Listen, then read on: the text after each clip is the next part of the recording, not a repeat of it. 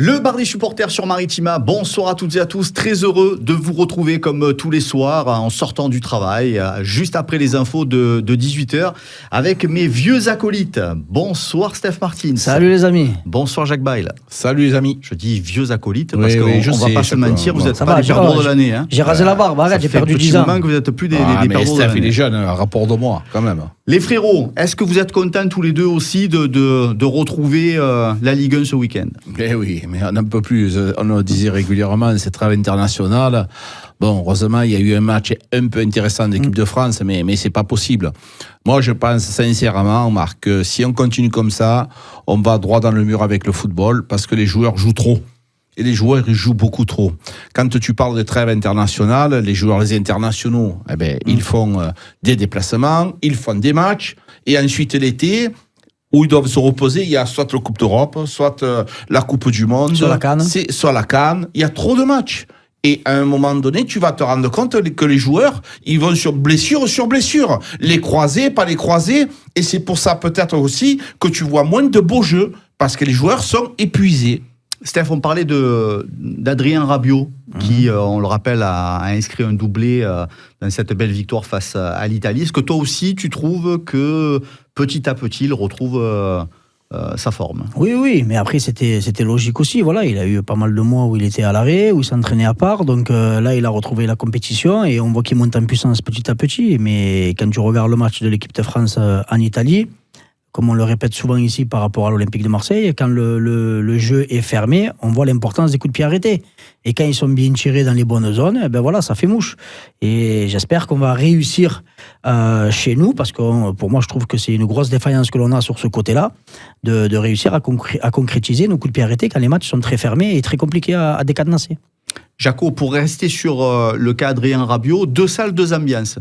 Il y a ceux qui trouvent qui se réjouissent de son retour en forme et de ce qu'il apporte comme fluidité et dans le jeu marseillais et dans le jeu de l'équipe de France. Et puis, il y a certains plus grincheux qui trouvent certes que c'est un bon joueur, mais que c'est pas le joueur décisif que tout le monde décrit. Alors, on va leur dire aux grincheux que si toutefois Adrien Rabiot était au sommet de son art, il ne serait pas à l'Olympique de Marseille. Voilà, on a pu le récupérer, un joueur, et je vais mesurer mes propos, exceptionnel. Exceptionnel. Parce que grâce ou à cause de son manque de compétition. Quand Adrien Rabiot sera bien, tu verras ce qu'est Adrien Rabiot. Donc voilà, il faut aussi quand même expliquer aux gens que il revient en forme, même en méforme, ça reste un joueur excellent pour l'OM. Donc laissons un peu le temps au temps, laissons-lui apprivoiser ses partenaires. Il a aussi, lui par contre, ce match d'équipe de France, ça lui fait du bien parce qu'il a besoin de retrouver la compétition, de retrouver l'ambiance du vestiaire, de retrouver un petit peu l'atmosphère des stades. Il en avait besoin pour retrouver un peu cette adrénaline. Quand on dit manque de compétition, c'est ça aussi. Donc, il retrouve tout ça petit à petit, et tu verras que quand tu vas avoir l'Adrien Rabiot à 100%, là, peut-être que les grincheux vont changer d'envie. Est-ce que vous rejoignez Karim quand il suggère un schéma de jeu où Rabiot à l'Olympique de Marseille pourrait jouer un peu plus haut devant une doublette défensive qui serait composée d'Højbjerg et de Kondogbia, ou d'Højbjerg et de Valentin Rongier? Moi, je le vois plus comme un relayeur. Peut-être pas proprement dit comme un 6, mais plus comme un 8. Après de là, jouer devant deux défensifs, c'est-à-dire que ça serait lui qui animerait l'animation offensive, je trouve pas. Non. Il faut qu'il soit un milieu relayeur, box-to-box, en numéro 8, mais pas en numéro 10. Moi, je le vois pas là dans ce rôle-là. Non, mais ce qu'il voulait dire, Karim, je pense que c'est surtout quand tu fais un V, c'est-à-dire mettre une pointe basse et pas de milieu défensif. Adrien Rabiot peut être intéressant avec une pointe basse, on va dire un V. Voilà, c'est ça, là, oui. Et lui, il est en haut de ce V. Mais pas seul devant. Sur le côté gauche et sur le côté droit, mettre notre joueur. Parce que lui, il est capable d'amener et de performer dans la défense adverse. Voilà pourquoi on le préférerait dans cette position. Et je pense qu'à l'Olympique de Marseille, à un moment donné, contre certaines équipes, je pense qu'on est un petit peu frileux. Contre la JOCR, avoir deux milieux défensifs comme ça, c'était trop.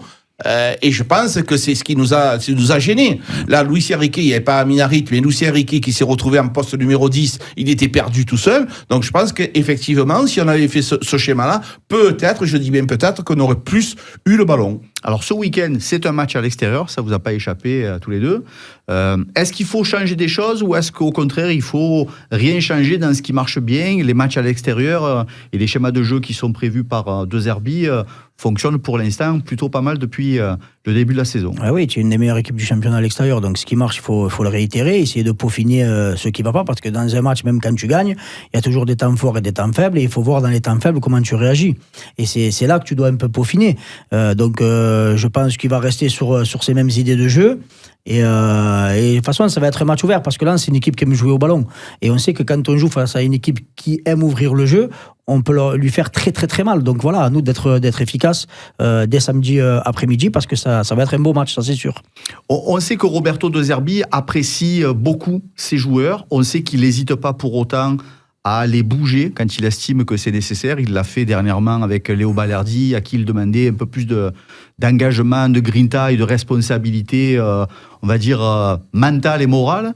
On sait qu'il apprécie particulièrement Mason Greenwood, qui est peut-être le meilleur joueur de l'effectif marseillais cette année, mais qu'il apprécie moins l'attitude qu'il peut avoir sur certains matchs. On sait qu'il y a eu des entretiens individuels. Est-ce que ces entretiens individuels, ils sont précieux? Ils sont précieux, ils sont tout simplement indispensables. Parce que Greenwood, c'est lui le détonateur de notre équipe. Quand tu parles du match à Nantes, c'est lui qui te débloque la situation. Parce qu'à Nantes, il ne faut pas oublier, on a créé une occasion de but pour les Nantais. Heureusement qu'ils ont été maladroits, parce qu'on leur a fait un cadeau. Donc Greenwood, il est là, lui, pour performer, et quand il est en forme, c'est totalement différent. Donc je pense que c'est aussi des messages qu'il doit lui faire passer. Je pense qu'il est réceptif aussi. Greenwood va mettre un petit peu de temps aussi à s'adapter. Il y a eu beaucoup de problématiques en arrivant, on le sait tous, donc laissons le temps au temps. Mais je pense que Jonathan Rowe aussi doit avoir un petit peu de liberté pour pouvoir exercer son talent. Il doit aussi, lui, se remettre un petit peu en cause de Roberto De Zerbi sur la possibilité de laisser un peu de liberté footballistique à ses joueurs. Je m'entends avec ces deux latéraux que nous avons offensifs, qui ont des qualités techniques hors du commun. Et s'ils ne dribblent pas, on n'y arrivera pas. Laissez-les dribbler. Laissez-les se régaler. Ces joueurs-là, ils ont les capacités de dribbler les adversaires. Régulièrement, on a vu que nos joueurs, ils sont en difficulté offensivement parce qu'il y a 2 ou 3 joueurs sur eux. Donc, si tu leur mets à côté d'eux certains joueurs, ça leur laissera un peu de liberté et pouvoir dribbler. Et quand tu dribbles, tu centres. On n'a pas eu de centre, Marco. Donc tu te rends compte. Steph nous disait, nos attaquants, ils sont de petite taille. Mais même si tu mets un grand saucisson, il n'y a jamais un centre. Donc je pense que là-dessus, on doit travailler. Pour revenir aux entretiens individuels, je vous propose un petit jeu aujourd'hui dans le vas-y. BDS. Imaginons que vous soyez missionnés tous les deux pour faire les entretiens dans l'effectif marseillais cette année, et joueur par joueur, leur dire en une phrase ou deux ce que vous attendez d'eux en particulier. On va démarrer avec... il est bouillant, lui. On va démarrer avec Geronimo Rulli. Est-ce que tu as quelque chose à dire en particulier pour l'aider à continuer à performer? Rester concentré, concerné et faire ce qu'il fait depuis le début de la saison. C'est l'homme fort, c'est un des meilleurs gardiens aujourd'hui du championnat. Pour moi, il est dans les 2-3 meilleurs gardiens du championnat. Et d'avoir ce genre de gardien-là à l'OM, ça te fait gagner des points. Et je compte sur lui pour atteindre les objectifs de fin de saison. Jaco, Murillo. À Murillo, je vais lui dire, il faut que tu continues, il faut persévérer, parce que ce début d'année, il est très intéressant. Alors, tu as un Paul Lirola avec toi. J'ai 2 joueurs capables de jouer à ce poste-là, et le meilleur jouera. Donc pour l'instant, Amir Murillo fait du bon boulot, Paul Lirola est en train de piquer les fesses, mais c'est un poste où il y a la liberté, chacun peut devenir titulaire ou commencer le match. Donc à toi de nous montrer ce que tu es capable de nous faire. Paul Lirola, justement. Lirola, de continuer ainsi. Il y a encore une grosse marge de progression par rapport à ce qu'il a su faire dans le passé. Qu'il revienne en forme. Et que voilà, cette bataille avec Murillo, c'est une bataille saine qui va tirer les 2 joueurs vers le haut. Mais que s'il veut sa place de titulaire, il va falloir qu'il le montre à l'entraînement et lors de son temps de jeu. Tu vas tous nous le faire. On finit demain soir. On finit demain soir. On finit demain soir, frérot. Jaco, qu'est-ce que tu dirais à Quentin Merlin? Quentin Merlin, je vais lui dire que j'ai besoin de lui beaucoup plus régulièrement dans le match. Il y a des moments où je le sens un petit peu en dessous. Et quand il est en dessous, il est très en dessous. C'est un joueur qui a des capacités qui sont au-dessus de la moyenne techniquement, qui nous a montré qu'il peut occuper le couloir de fort belle manière. Et donc, il n'hésite pas à prendre le ballon, à le porter vers l'avant. On sait que c'est une pièce essentielle dans le mécanisme de Roberto De Zerbi. Donc, il faut aussi qu'il soit conscient de ce qu'il peut apporter sur ce couloir. Qu'est-ce que tu dirais à Léo Balerdi, Steph? Léo Balerdi, je dirais de se calmer, de voir ce qu'il a fait sur le début de saison, qui était tout simplement extraordinaire. Il était vraiment au niveau. Voilà, d'essayer de se tempérer lors de ces moments faibles et de garder du sang-froid. Et que pour l'instant, il a de grosses responsabilités à l'OM. Si on lui a donné, c'est qu'on lui fait confiance. À lui d'honorer la confiance que le club et le coach lui ont apporté. C'est pas facile quand même. Hein. T'inquiète, on gère. T'es malade ou on est malade? Vas-y, à moi. Brassier. Liam Brassier, je suis désolé, mais je vais dire, Liam, moi... Tu serais sévère avec lui? Oui, je serais sévère. Oui, je vais dire, on attendait autre chose de toi. Je comprends bien que quand... l'effectif de l'Olympique de Marseille et le président Longoria ont décidé de te recruter, c'est qu'on était positionné en poste numéro 1. Aujourd'hui, bien que tu nous as dépanné sur le côté, ça n'a pas été évident du tout pour toi. Tu as été en difficulté, mais même à ce poste-là, ton poste préférentiel, tu es en difficulté. Et donc, il va falloir vraiment que tu fournisses des efforts, que tu me donnes des explications. Quelquefois, les joueurs me disent pourquoi je joue pas. Moi, je vais te dire pourquoi tu veux que je te fasse jouer avec ce que j'ai vu. Donc, voilà ce que je pouvais lui dire. Qu'est-ce qu'il faudrait dire à Pierre-Emile Højbjerg après cette trêve? De continuer ainsi, de continuer à essayer de tirer le groupe vers le haut. Parce que lui, par contre, il a de très très grosses responsabilités. Certes, il n'a pas le brassard, mais il a tout l'ADN d'un capitaine. De continuer à faire ce qu'il fait depuis le début de la saison, même s'il y a un ou deux matchs où il est passé à travers comme le reste de l'équipe, mais un début de saison plus que satisfaisant. Oui, mais je lui dirais aussi que quand c'est calme, qu'il arrête de dire calmez-vous. Au contraire, il doit parce que bouger. Tu vas nous endormir. Des fois c'est calme et je le vois qu'il fait comme ça. Et Adrien Rabiot lui disait non, mais et on va calmer le calme, mais après ça c'est la sieste, on va s'endormir. Donc franchement, j'ai vu faire des gestes qui m'ont un petit peu saoulé. Adrien Rabiot, justement. Adrien Rabiot, je vais lui dire, tu es le patron, mon chéri. Tu comprends bien que tu es le patron, tu es le boss. Je veux te voir mener cette équipe de l'Olympique de Marseille. Tu es capable de faire toute la différence. Tu es un joueur international. Tout le monde attend de monts et merveilles. Je sais que tu vas nous faire beaucoup, beaucoup de bien. Je compte sur toi. Tu es un très, très bon joueur, mon chéri. Voilà, tu es le Duc et on est content d'avoir le Duc avec nous. Qu'est-ce que tu dirais à Geoffrey Kondogbia qui n'a pas hésité, lui, dans l'autre sens, à solliciter une entrevue avec De Zerbi en début de saison, quand il estimait qu'il n'était pas trop dans ses papiers. Et là, De Zerbi, c'est plutôt un défense central qui le sollicite pour l'instant. Si je me mets à la place de De Zerbi, je lui dis, regarde, on a eu une conversation tous les deux, je t'ai donné du temps de jeu, tu as su répondre présent à certaines reprises, à d'autres un peu moins, donc j'attends de la régularité. Continue à faire ce que tu sais faire, parce que tu es un joueur de qualité, un joueur international, et je sais que tu peux apporter un plus à cette équipe. Donc il va falloir que tu remontes en régime et que tu nous montres ce qui est le vrai visage de Kondogbia. Amine Harit, Jaco. Amine, le porteur du jeu. Amine, le rond-point, on doit te trouver plus régulièrement. Il faut que tu me changes le cours du match par tes passes bien précises. Tu en es capable. Je lui fais voir des courts extraits des matchs où il a fait des accélérations, où il a fait des passes bien précises. Un Amine Harit en forme est capable de mettre le jour dans cette équipe. C'est lui qui est le porteur du jeu. On le dit régulièrement. On a perdu, comme s'appelle Carboni, Valentin Carboni qui est parti. Aujourd'hui, tu es tout seul à ce poste-là.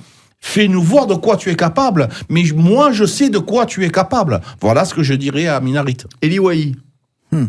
Eli Wahi, alors je lui dirais que je compte sur lui. Que certes, quand tu viens dans un club comme l'Olympique de Marseille, ce n'est jamais facile, mais ça a toujours révélé des grands joueurs. Et pour cela, il faut se donner à 300% sur le terrain. Et s'il fait cela et s'il fait surtout cet abattage devant la cage et qui prend un peu plus de temps de se calmer parce qu'on voit qu'il se précipite un peu, mais ça c'est dû au fait de ce qu'il a manqué depuis le début de saison, il est un peu moins en confiance. S'il prend un peu le temps de contrôler, lever la tête avant d'armer, je pense qu'il va retrouver le chemin défilé, mais ça reste un très très bon joueur qui, pour moi, s'il revient en forme, il peut dépasser les 10 buts faciles lors de cette saison. Si vous essayez d'imaginer l'entretien que De Zerbi a eu avec Mason Greenwood, d'après vous, ça a été quoi comme tonalité? Moi, je pense que c'est une tonalité d'écoute, parce que, tu sais, le coach, il parle, mais il faut aussi écouter ce que les joueurs ont à dire.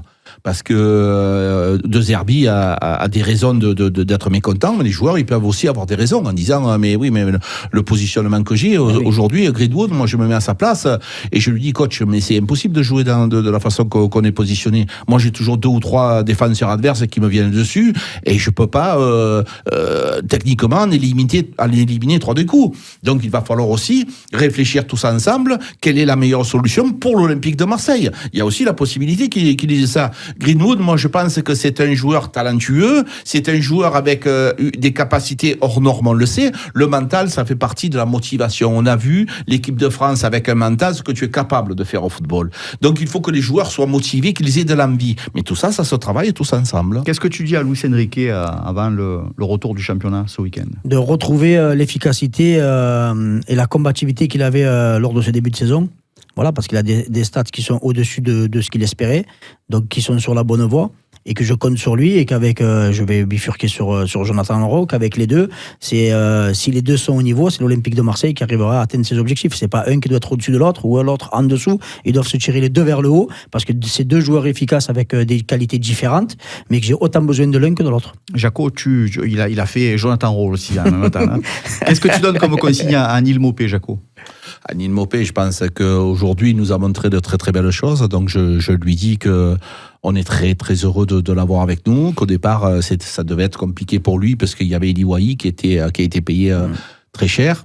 Et que effectivement, c'est intéressant de le voir, alors qu'il aura encore la possibilité de montrer son talent, de nous faire voir de quoi il est capable, de rentrer en cours de match si besoin, mais lui expliquer que la position numéro 1 c'est Eli Wahi parce que c'est obligatoire et que lui c'est le numéro 2 parce que c'est comme ça que ça se fait, mais qu'il aura la chance de jouer régulièrement et plus ça va et plus ça nous montre qu'il est capable de rentrer de plus en plus tôt dans le match, voire de débuter le match. Donc on a besoin de tout un groupe parce que une équipe c'est pas 11 joueurs, je le dis régulièrement, c'est 18, 19 joueurs capables de rentrer parce qu'il va y avoir une compétition, il y a la Coupe de France, il y a des blessés, il y a des suspendus, même avec un match par semaine, il y a des joueurs en méforme, donc on compte sur lui et j'ai besoin de lui. Qu'est-ce que tu as envie de dire enfin à Valentin Rongier et Ulysse Garcia?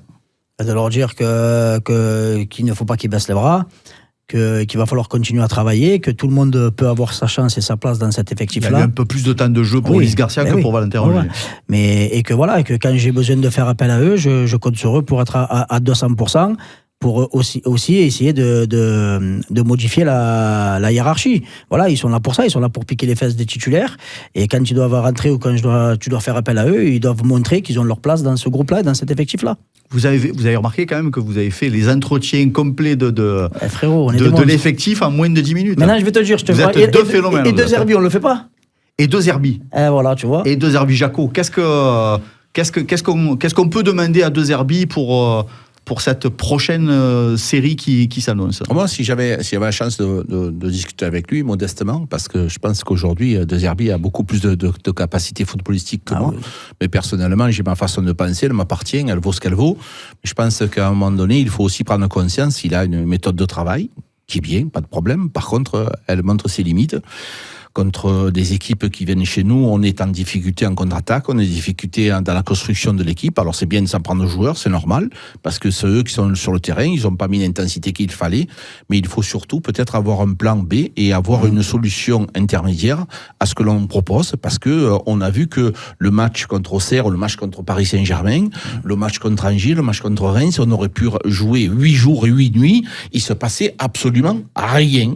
Donc forcément, coach, est-ce que vous auriez la possibilité de nous proposer quelque chose de différent quand ça ne va pas dans ces matchs purges? On commence à parler d'un éventuel retour de Bamou Meïté dans l'effectif. On a vu qu'effectivement, il y avait quelque chose qui avait été diagnostiqué par De Zerbi. Bamou Meïté, pas suffisamment en forme depuis le début de la saison. Là, visiblement, les lignes sont en train de bouger. Quel regard vous portez sur ce retour éventuel de Bamou Meïté en défense? C'est que bénéfique, parce que c'est un jeune à très très fort potentiel. Chaque fois qu'on a eu à faire appel à lui, nous a montré de belles choses. Donc voilà, maintenant il va falloir l'entourer et pour qu'il poursuive sa progression à l'Olympique de Marseille. Parce qu'en tant que défenseur central droit, je pense que s'il continue à jouer, qu'il retrouve du temps de jeu et qu'on arrive surtout je me répète encore une fois, à recruter des joueurs d'un niveau supérieur dans cette défense centrale. Et lui et Balerdi apprendront énormément. Ils sont toujours en phase d'apprentissage. 25 ans pour un défenseur central, c'est jeune. C'est encore jeune. Donc il y a besoin d'avoir quelqu'un qui les épaule à leur côté, qui a eu déjà de la bouteille, qui a déjà une certaine dizaine de matchs internationaux, qui a joué dans des clubs, qui a joué des matchs de Ligue des Champions, pour pouvoir les encadrer, les canaliser et leur apprendre un peu l'expérience du marquage, du déplacement. Et ces deux jeunes joueurs-là, et notamment Bamou Maïté, parce que Balerdi il a déjà un peu avancé, mais même s'il est encore jeune, pour moi, je me répète, en tant que défenseur central, mais Bamou Maïté, si vraiment il est bien encadré, je pense qu'il peut exploser, moi. Jaco, c'est plus en défense centrale que tu attends de le revoir, ou plutôt sur un côté, Bamou Maïté? Ah non, sur le côté, il nous a montré qu'il était en difficulté. En défense centrale, les gars, moi je vous écoute attentivement. Par contre, à la place de qui? C'est un côté droit, et donc il prendra la place de Balerdi. Est-ce qu'aujourd'hui, Bamou Maïté est capable de prendre la place de Balerdi? Je ne crois pas. Donc, la seule solution, c'est qu'il remplace Balerdi, que Balerdi devienne défenseur central gauche.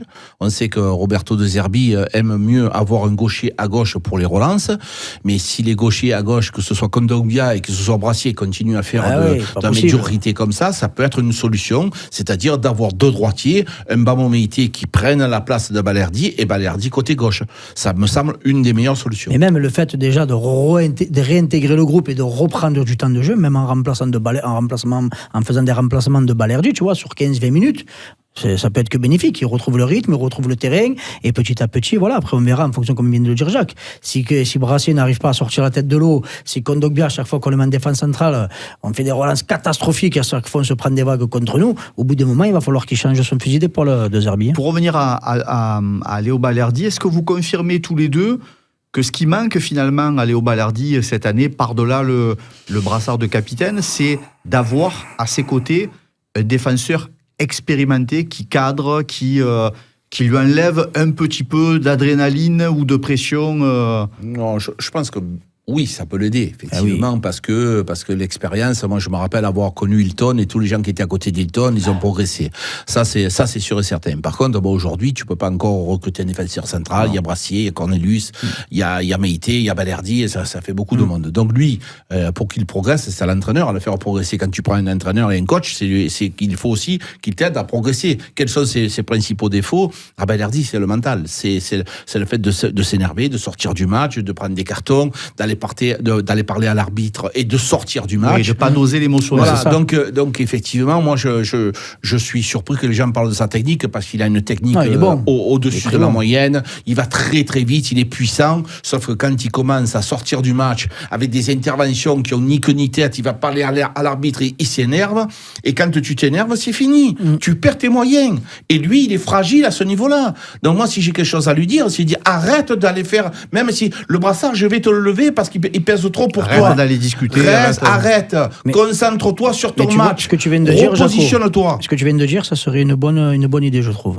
De le donner à lever le brassard. Oui, et de le lever. Il a beaucoup de pression. C'est compliqué. Mais il a beaucoup de pression. Je ne sais pas s'il le vivrait de manière si tu lui expliques, positive, si tu lui expliques et tu lui fais comprendre, je pense qu'il le comprendra. Et au contraire, je pense que ça peut le libérer d'une certaine pression. Non mais les gars, moi j'en ai marre le brassard de capitaine, pas sur un bateau là. Ouais, mais sur un bateau, le capitaine, c'est important. mais dans une équipe, là, il y en a qui s'en foutent aussi. Le fromage, il faut lui expliquer, ma chérie. Voilà, je vais te donner le ruban, je vais te le lever pendant un petit moment, je vais le donner à quelqu'un d'autre. Voilà, parce que je trouve qu'actuellement, il y a eu beaucoup de pression, l'international, tu es fatigué, ça n'enlève à rien tes qualités. Pour l'instant, on va donner le brassard à quelqu'un d'autre. Donc on se rejoint. Voilà, c'est tout. Ça, c'est pas quelque chose d'exceptionnel. Allez, on espère en tout cas une défense solide à Bollaert samedi après-midi pour ce déplacement et ce retour à la Ligue. Merci les frérots, c'est tout pour ce soir. Merci Mostef. Toujours un plaisir les amis. Merci Jaco. Merci les amis. Le bar des supporters du lundi au vendredi, juste après les infos de 18h. À demain, mercredi.